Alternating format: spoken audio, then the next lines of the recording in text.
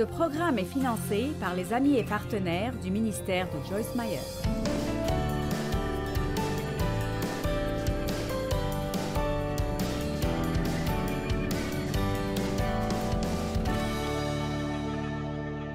La prière est le plus grand privilège que nous ayons. La prière n'est pas seulement une obligation, ce n'est pas un effort de dernière minute. Ce n'est pas « bien, je fais tout ce que je sais faire, tout ce que je peux faire maintenant est de prier ». La prière devrait être notre première ligne de défense. Mais vous devez avoir la foi et la confiance dans le pouvoir de la prière et vous devez croire que Dieu vous écoute.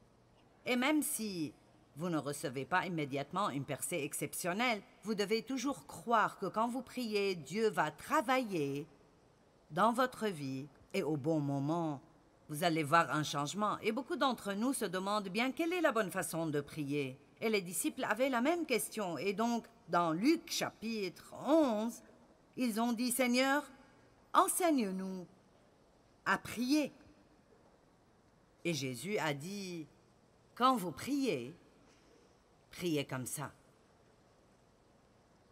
Notre Père qui est aux cieux, que ton nom soit sanctifié, que ton règne vienne, que ta volonté soit faite, sur terre comme au ciel. Donne-nous chaque jour notre pain quotidien. Pardonne-nous nos péchés comme nous pardonnons à ceux qui nous ont fait du mal. Ne nous induis pas en tentation, mais délivre-nous du mal, car c'est à toi qu'appartiennent le règne, la puissance et la gloire. » Bien, ça nous a pris près de 30 secondes. Et chaque dénomination autour du monde prie cette prière. Il n'y a probablement pas un d'entre vous qui n'a pas reconnu cette prière. En 40 ans, je n'ai jamais enseigné la prière du Seigneur. Et je fais une marche le matin, et je prie, et je ne sais pas pourquoi, mais il me vient beaucoup de grandes idées créatives et ointes quand je marche. Et il y a quelques semaines, je priais la prière du Seigneur, et Dieu a commencé à la disséquer pour moi et à me montrer à quel point cette prière était étonnamment puissante. Et je me suis sentie poussée à enseigner sur cette prière. Et je pense qu'après avoir entendu cet enseignement, vous ne prierez plus jamais ce que nous appelons la prière du Seigneur sans que ça ait un plus grand sens pour vous que ça ne l'a maintenant. Nous allons tous prier cela ensemble. Nous allons le mettre sur les écrans. Êtes-vous prêts? Allez, notre Père qui est aux cieux, que ton nom soit sanctifié, que ton règne vienne, que ta volonté soit faite sur la terre comme au ciel. Donne-nous ce jour notre pain quotidien et pardonne-nous nos offenses comme nous pardonnons à ceux qui nous ont offensés. Ne nous induis pas en tentation, mais délivre-nous du mal, car c'est à toi qu'appartiennent le règne, la puissance et la gloire pour toujours. Amen. Maintenant, notre Père qui est aux cieux. Si je ne me retiens pas, je pourrais passer toute la nuit à parler de la première phrase de cette prière. Notre Père. Dieu est notre Père. Notre Père. Et c'est surtout de bonnes nouvelles pour ceux qui avaient un père absent ou pas de père, ou même pire, un mauvais père. Je pense honnêtement, tout comme la situation dans laquelle j'étais, et beaucoup ont vécu des situations similaires, vous avez été abusé en grandissant, ou peut-être vous n'étiez pas aimé, ou quelqu'un vous criait dessus tout le temps, ou vous avez été battu ou puni injustement, ou été abusé sexuellement comme je l'ai été. Mais ça aurait été mieux pour moi d'avoir un père absent plutôt que celui que j'ai eu. Et donc, je n'ai aucune notion de ce que c'est que d'avoir un père terrestre, affectueux. Ceux d'entre vous qui ont eu un papa merveilleux, vous devez l'apprécier et vous devez lui dire combien vous l'appréciez et vous devez lui faire savoir que vous êtes reconnaissant de la façon dont il vous a élevé, parce que beaucoup n'ont pas eu cette opportunité. Mais Dieu veut toujours être pour nous toutes choses que nous avons pu avoir manquées dans le naturel. Et la Bible dit dans le psaume 27:10, « Quand mon père et ma mère m'auraient abandonné, toutefois l'Éternel me recueillera et m'adoptera comme son propre enfant. » Alors devinez quoi? Vous avez tous un père affectueux. Mon papa m'aime. Pouvez-vous le crier haut et fort? Mon papa m'aime. Amen. Il y a 63 écritures dans la Bible qui font référence à la paternité de Dieu. Nous allons regarder quelques-uns d'entre eux. 1 Corinthiens 8:6, la Bible dit « Néanmoins pour nous, il n'y a qu'un seul Dieu, le Père, de qui viennent toutes choses, et pour qui nous sommes. » J'aime cela. Et pour qui nous sommes. Et pour qui nous sommes. Nous sommes pour lui. Amen. Un seul Seigneur, Jésus-Christ, par qui sont toutes choses et par qui nous sommes. Maintenant, Romains 11:36 est un de mes versets favoris. J'aime Romains 11:36. Et j'ouvre ma Bible là parfois et je le lis simplement et je hoche ma tête parce que c'est tellement puissant. Romains 11:36, c'est de lui, par lui et pour lui que sont toutes choses. Car toutes choses proviennent de lui et viennent de lui. Dieu notre Père est la source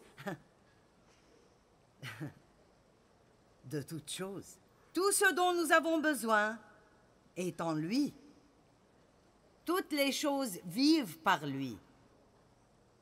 Tout ce qui est vivant est en vie parce que Dieu lui a donné la vie. Et toutes les choses sont centrées et tendent à s'accomplir et à se terminer en lui. À lui la gloire dans tous les siècles. Amen.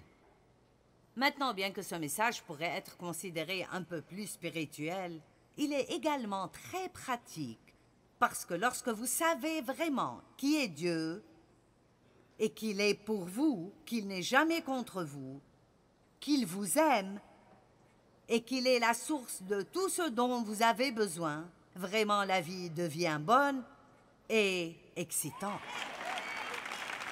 Vous avez un Père qui vous aime et personne n'aurait intérêt à lui barrer le chemin quand il s'agit de ses enfants. Par lui, avec lui et en lui sont toutes choses. En d'autres termes, il est le centre de tout. N'est-ce pas? On s'attire des ennuis quand on est centré sur nous-mêmes au lieu d'être centré sur lui. Amen. Ésaïe 64:8, version Louis II. Cependant, ô Éternel, tu es notre Père. Nous sommes l'argile et c'est toi qui nous as formés. Ah! Nous sommes l'argile et tu es le potier. Nous sommes l'argile.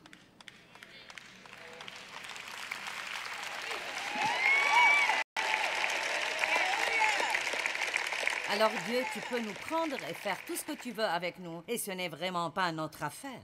Nous n'allons pas te donner des directives. Nous sommes tous l'ouvrage de tes mains. Je vous le dis, si quelqu'un d'entre vous ne se sent pas bien ce soir, j'aimerais pouvoir vous ouvrir l'esprit et vous remplir du psaume 139 qui dit « C'est toi qui as formé mes reins, c'est toi qui as créé ma conscience, qui m'as tissé dans le sein de ma mère. En secret, tu nous as créés et nous as formés. » Et Dieu a regardé tout ce qu'il a fait et a dit « C'est bon. C'est bon. » Ne laissez jamais personne vous dire que vous n'êtes pas bon. Ne laissez jamais personne vous dire que vous étiez un accident, qu'il ne vous voulait pas. Même si vos parents n'ont pas planifié de vous avoir, Dieu l'a planifié.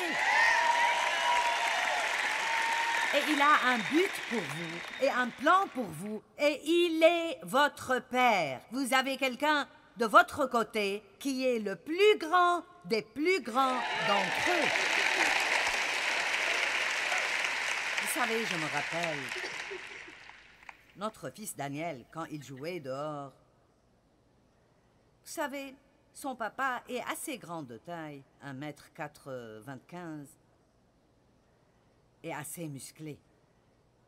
Et vous savez, quand la brute du voisinage venait après Danny, il courait vers la maison en criant « Papa !» Et c'était tout ce qu'il avait à faire parce que Dave me regardait comme s'il allait arracher la porte des charnières en courant vers son fils pour s'assurer que personne ne lui ferait du mal. Et laissez-moi vous dire, votre père a la même attitude envers vous. Et je me souviens qu'avec Danny, il n'était pas... Danny était juste un bon viveur. Ses professeurs disaient qu'il avait des compétences sociales développées. Cela signifie qu'il parlait beaucoup trop. Et il pensait juste que tout était une fête. Et vous savez, nous essayons de le former pour devenir responsable. Et il avait une liste de choses à faire, écrites sur un papier. Elles étaient sur sa porte. Et quand il les faisait, il recevait des étoiles. Et quand il avait un certain nombre d'étoiles, il recevait un cadeau. Mais vous savez, pas une fois, quand il criait à l'aide, Dave s'est levé et a dit « Joyce, j'entends notre fils crier. Veux-tu aller vérifier son tableau? »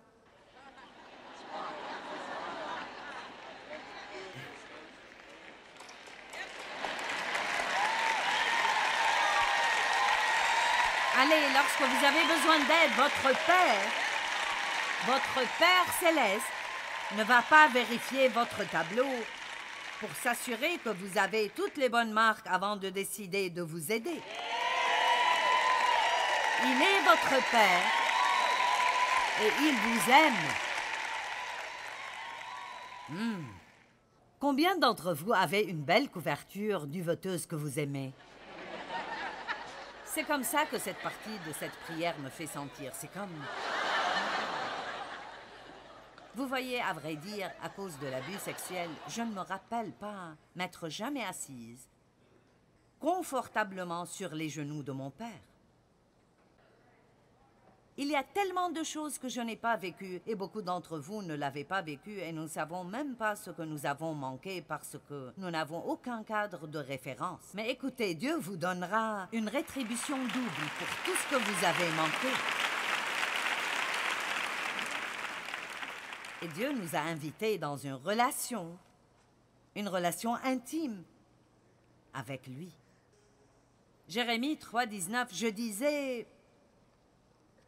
C'est Dieu qui parlait à travers Jérémie. « Comment te mettrai-je parmi mes enfants et te donnerai-je un pays de délices, un héritage, le plus bel ornement des nations? Je disais, tu m'appelleras mon Père,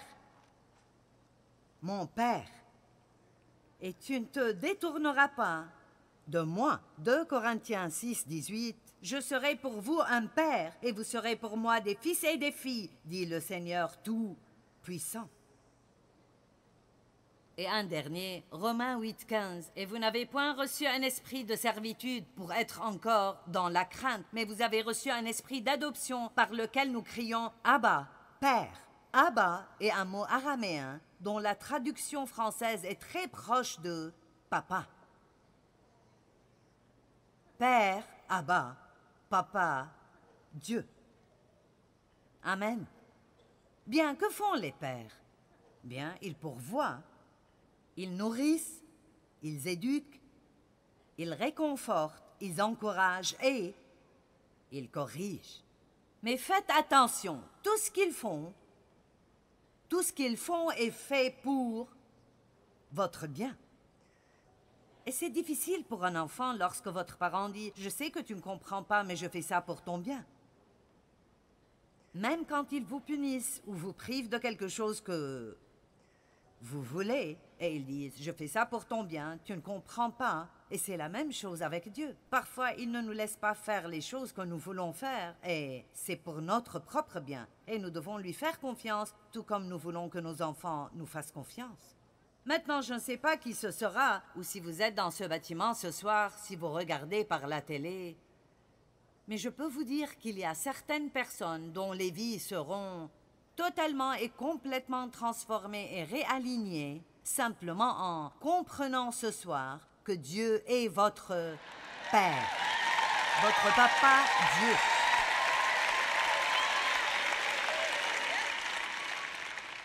Notre Père.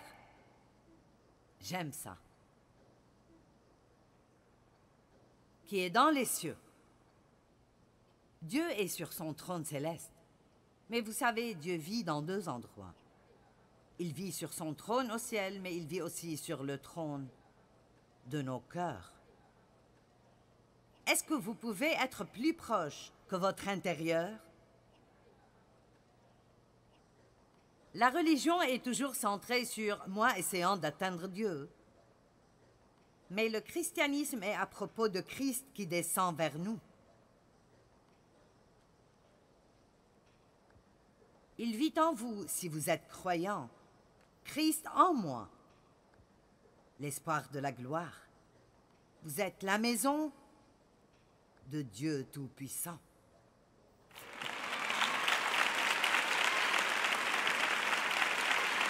Nous sommes sa maison. La Bible dit dans 2 Corinthiens 3,16 que collectivement, comme un corps et individuellement, nous sommes la maison de Dieu. Quand vous rentrerez chez vous, vous prendrez Jésus avec vous parce qu'il a dit « Je ne vous laisserai ni ne vous abandonnerai jamais ». Notre Père qui est dans les cieux, mais qui est venu aussi pour me racheter, me toucher, me guérir de ma solitude et de mon désespoir, me sauver, me faire revivre et me donner une vie qui en vaut la peine.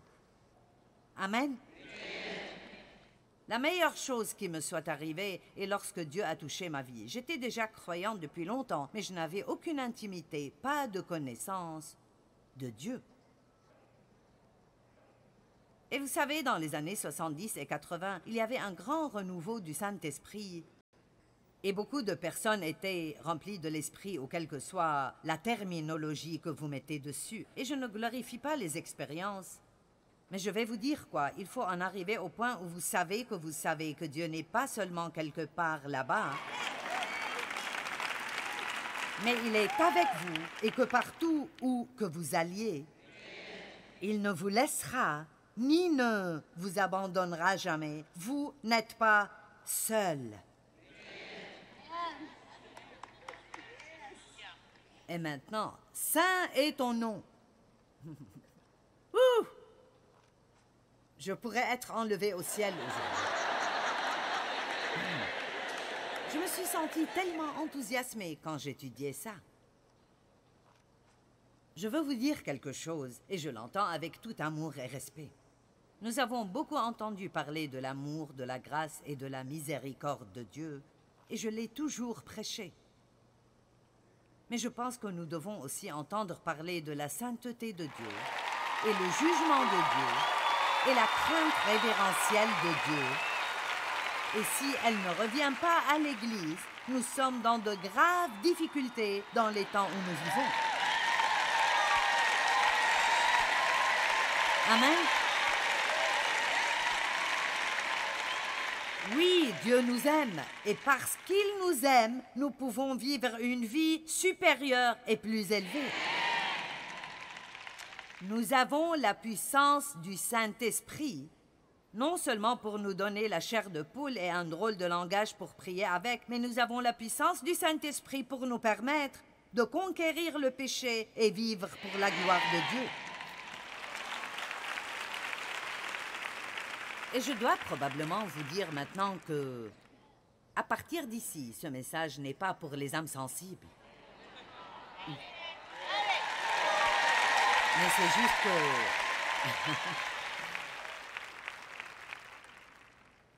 Quand nous reconnaissons la sainteté de Dieu,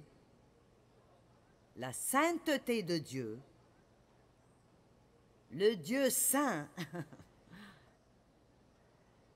si nous n'étions pas en mesure d'aller à Dieu par le Christ, pas un d'entre nous pourrait vivre un moment dans la sainteté de Dieu. Quand nous reconnaissons la sainteté de Dieu, nous sommes remplis de crainte révérentielle. Pourquoi y a-t-il tellement de péchés dans le monde aujourd'hui? Et pourquoi y a-t-il même tellement de péchés parmi le peuple de Dieu? Parce que nous n'avons pas la crainte révérentielle.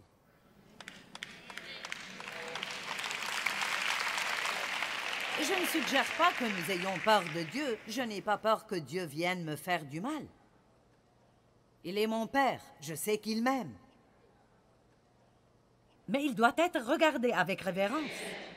Et nous avons besoin de comprendre que Dieu n'est pas seulement notre ami proche. Il est Dieu et il est un Dieu saint.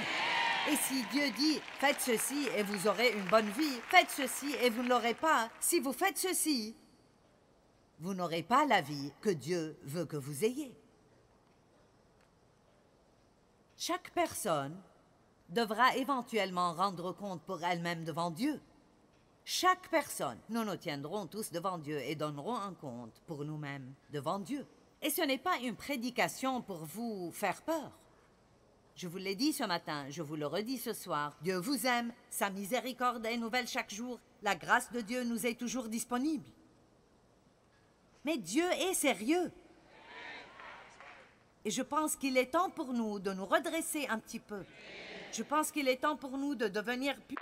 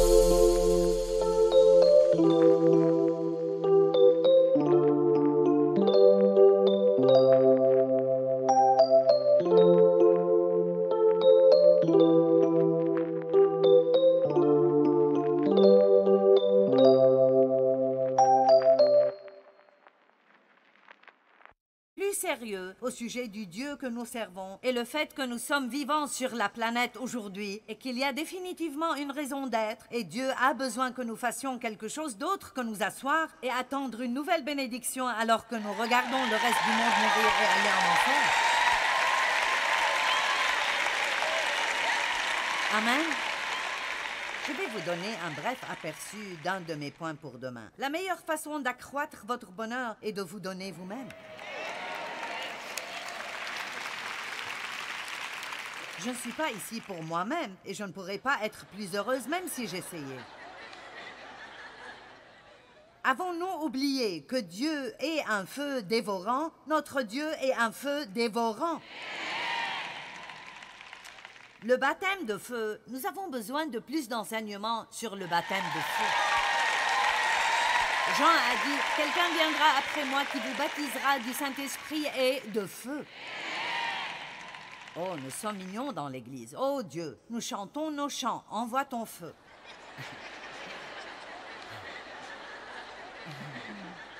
Eh bien,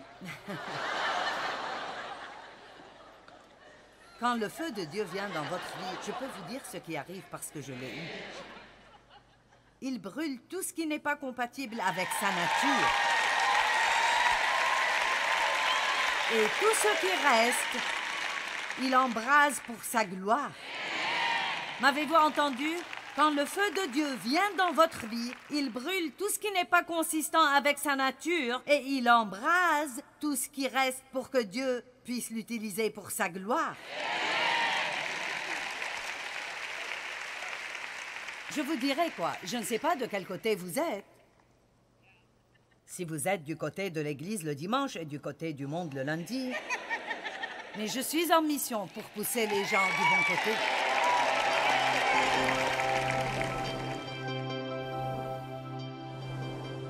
C'est un très grand privilège d'être invité par notre Père à prier. Et c'est toujours la première chose que nous devrions faire, et jamais juste un dernier recours. Souvent, les gens disent « il ne me reste plus qu'à prier », mais cela devrait être notre premier recours. Croyons que Dieu nous entend, qu'il est notre Père aimant et qu'il travaille dans nos vies. Vous savez, vous n'avez pas parce que vous ne demandez pas. Alors priez pour tout ce dont vous avez besoin.